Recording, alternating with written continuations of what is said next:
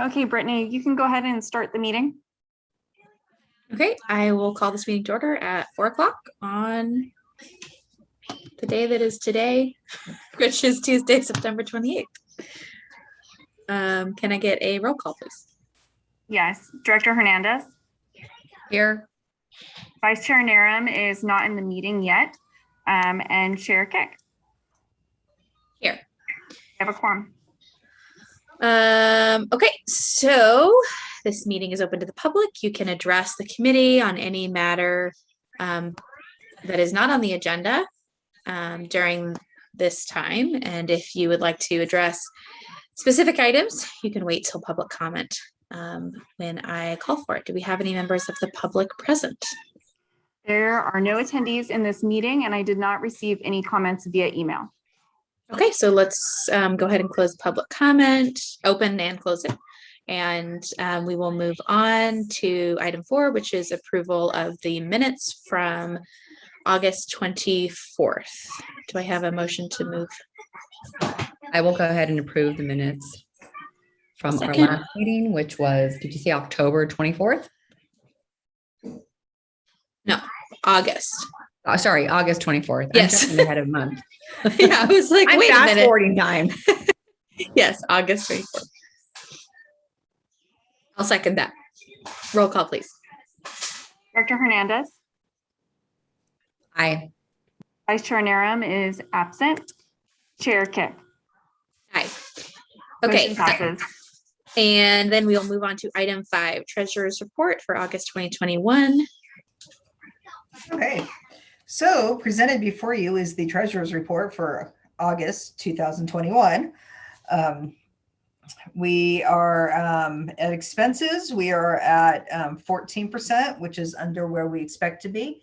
However, the paratransit billing is behind, so adding that in would increase that a little. We'd still be under, but not as much.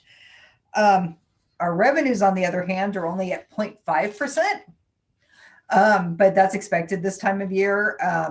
If our reserves were being held at MTC/Alameda County, they'd be sending us the money a little bit faster. But since we've been holding it ourselves, it comes in a little slower. It's kind of a weird thing, but we have enough cash. So we're fine there. We will have to return some money to the county and to MTC. It's kind of the same entity. In December, so that we have money to actually do next year's budget, because we have to have the money in their reserves to put it in the budget. So we will do that, probably about 6 million or so, maybe 7 million, we'll see. Yeah, that's it. We have adequate cash flow and everything is kind of as expected. Okay, great. Any questions? I have no questions. I looked at the, I feel like we're in good standing, and Tamara does a great job on bringing it forward if we had, any complications in the near future, but it looks like we're kind of, where we're supposed to be. Not to interrupt, but Jennifer, we have an attendee. I don't know if that's Kathy or not. Let me go look.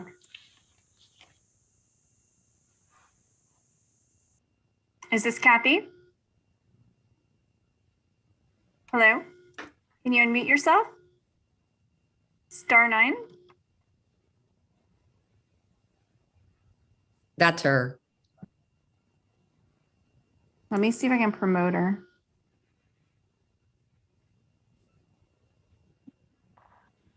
Is she unmuted? Hi, it's Kathy. Hi. For some reason, I'm not able to promote you over as a panelist. So I'll keep you open so you can continue to talk during the meeting. Okay, thank you. You're welcome.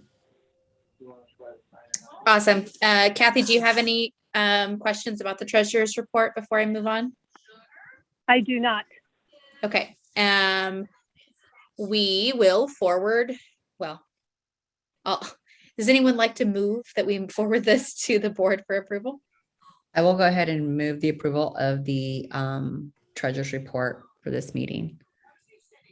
I'll second it. Okay, can I get a roll call? Yes, Director Hernandez. Aye. Vice Chair Narum. Aye. Chair Kick. Aye. Motion passes. Okay, item 6, the 2021 FTA Triennial Review.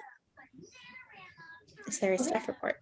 So every 3 years, give or take, every agency who receives funding from the Federal Transit Administration has to go through a triennial review.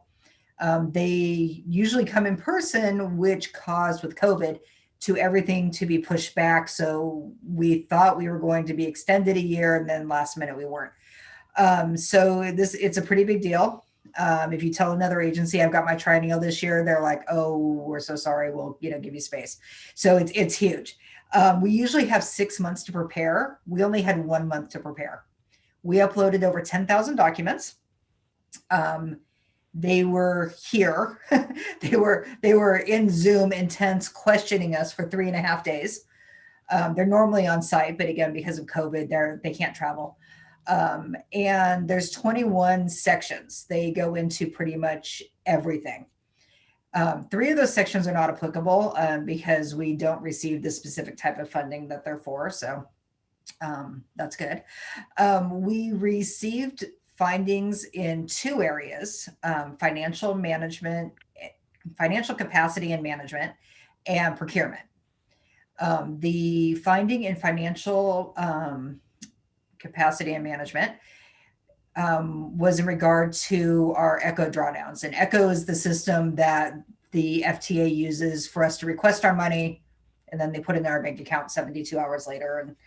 And it's a pretty basic system. You just say, this is the grant, this is the line item, this is how much I want.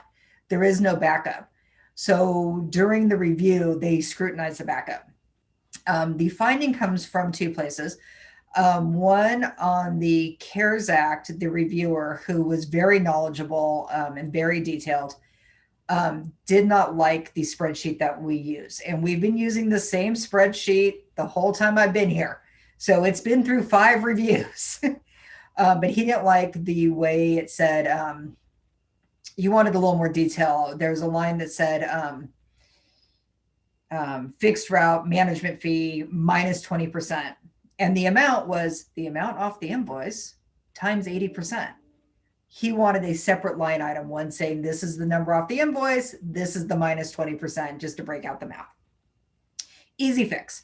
The other area in the same section involved our drawdown for ADA operating. We wrote the grant application as an 80-20 split. The FTA approved the grant application as an 80-20 split. We have been reporting on the grant application every quarter as an 80-20 split. Apparently, it was supposed to be a 50-50 split all along.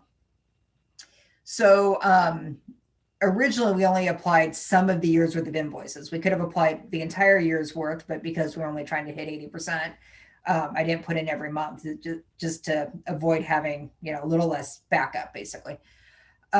So when you use the entire year, it's actually 44% FTA, 56% LAVTA.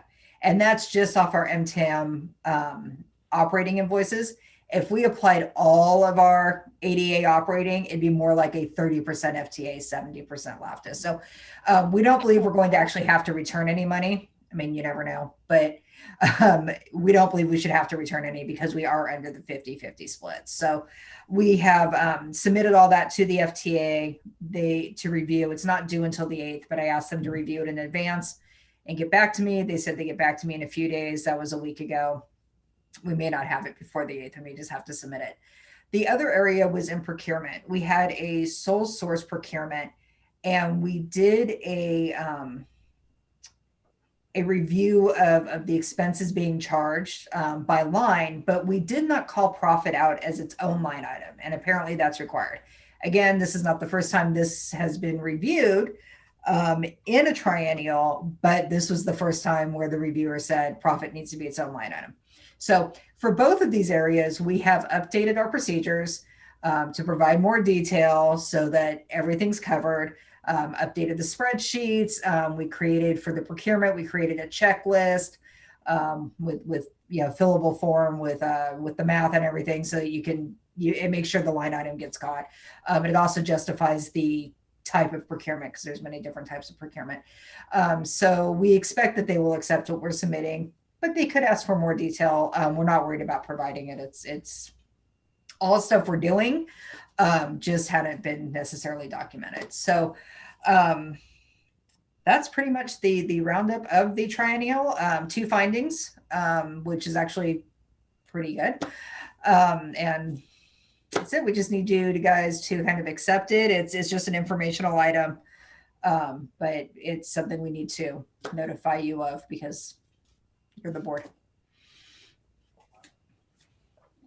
Okay, I will turn it over to my colleagues to see if they have any questions about this review. I don't necessarily have questions. I just have a comment. So did you ask them why after all these years they decided to turn around, and it looks like they're trying to find things to be able to, bring forward? Well, they're always looking for things to find to bring forward because that's how the reviewer shows they did their job. I did After 5 years. right. Yeah. Every 3 years when they look at things. Right. And it's a different reviewer usually every 3 years. So the last review 3 years ago was a completely different person. We did during the kind of the exit conference with FTA there, did point out that they had approved that grant in an 80-20 split. And they did admit that their staff had not done what they were supposed to do. We were trying to get it reversed before the final report, but they decided that they wanted it on the final report. And I feel part of that may be because to remove it may look like they're trying to not show that their staff had also made a mistake. So yeah, it's pretty typical. Our last triennial, we only had 1 finding, but the one before that, we had like 9. So we're pretty happy with 2, but it's kind of interesting that when they do find something, it's always something the last reviewer also looked at. They didn't look at the exact same grant, but basically the exact same information and didn't see a problem with it. They just all look at it from different points of view, I guess. Okay, thank you. Yeah, Kathy, did you have any questions? Well, I did, but Melissa got my questions. So, and I guess, only 10,000 pages of documents. I mean, it sounds like they weren't doing their job, One of the sections actually took me 3.5 hours to scan all the documents. And he got to that and he said, all right, I'm going to go through all these. And then he looked at what I'd sent him and he said, I think it's all there. And decided not to go page by page. So. Okay. Well, thank you for all your work on that. Yeah. And I thought it was very funny that the metrics were deficient, not deficient. Oh, okay. Okay. So I think we just are listening to that as informational. You don't need any motions or votes or anything. Okay. And then item 7, establish guidelines for the California Employers Pension Pre-Funding Trust Account with CalPERS. Okay, so at the last board meeting, the board agreed to establish a section 115 pension trust fund. However, board member Neeram had asked that we have a policy regarding withdrawing those funds, which is actually a great idea. I reached out to a number of different agencies and cities who have 115 trusts asking for their policy. And the only one who responded to me was the city of Pleasanton. I'm sure it had nothing to do with dropping Kathy's name in the email, but she got back to me in under 5 minutes. So we present to you the policy, which is taken from the city of Pleasanton's, although we changed it, took out something that didn't apply to us, and changed it so that everything does apply to us. Essentially, what it does is it allows us, with approval, to remove funds if, say we can't make our budget. And then the option would be, do we remove funds to cover that or do we cut the budget back? The goal, of course, is to never have to remove the funds for that because these funds are needed eventually. Eventually, we're going to have to actually pay the retirement. And then the other one is that we can remove the funds. You can withdraw the funds and reinvest it at a different funding plan. So if we wanted to, right now we're at the most conservative funding plan for this year. Again, we can change that every year, and you can also split it. You can say we want half here, however you want to do it. But if we really felt that the wise choice would be to withdraw some or all of the funds that we had in there and change it to the other source. Maybe to make it more conservative or less conservative, depending on what we have. That is one of the options in there as well. But again, we would come back to the board for direction to do that, not just do it. So that's it. That is the policy in essence. Great. Any questions? I do have a clarification. When, Tamara, when you talk about withdrawing it, I think what you're really meaning is that you withdraw the money and use that money to make the CalPERS payment, as opposed to taking it out of the general fund budget, thereby freeing up the money, the budgeted money for the pension to pay to CalPERS to use for whatever situation we might be in. Yes, right. We could make our that year's CalPERS payment out of the fund, and then that would free up more money in the budget. So, I mean, because my understanding of these is that you cannot withdraw the funds just to withdraw it. The only time you can withdraw is to make a CalPERS payment. That's not what I got from reading it, but I could be wrong.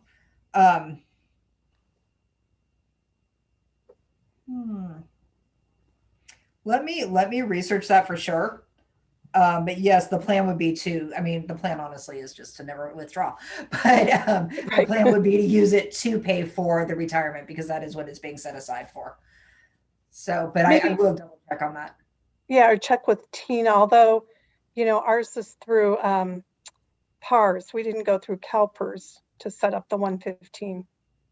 But I thought that the idea was you put the money in and, like if Pleasanton, something happened where we needed a quick source of funds, instead of making our $14 million CalPERS payment, we would make it out of our 115 trust, thereby freeing up our general fund budgeted money for CalPERS to take care of whatever our issue was.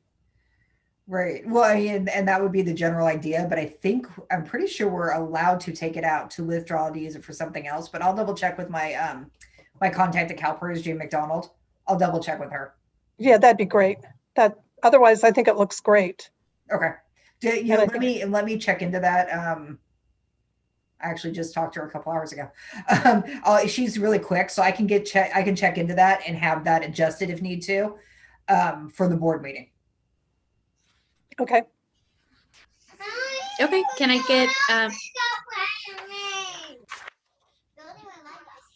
get a motion to send this on to the board?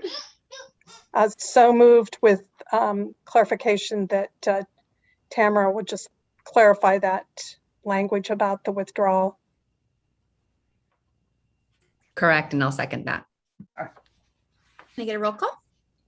Director Hernandez, Aye. Vice Chair Narum, Aye. Chair Kick, Aye. motion passes.